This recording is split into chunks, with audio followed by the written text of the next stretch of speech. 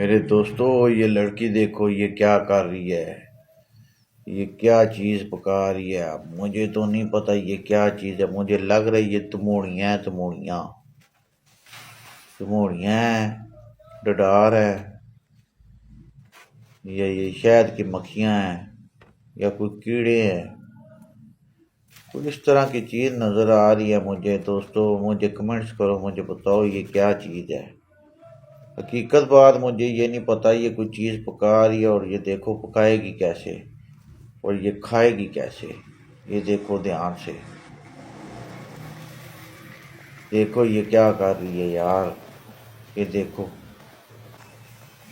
कैसे ये पका रही है इनको। ओए होए होए होए होए होए, ये जुल्म है। ये बहुत ही बड़ा जुल्म है। एक जिंदा चीज को ऐसे पकाते हैं यार। पहले मारते हैं ना चीज को, फिर पकाते हैं। जिंदा चीज को तो नहीं इस तरह पकाते हैं। ये तो बहुत बड़ा जुल्म है। ये ध्यान से देखो। मैं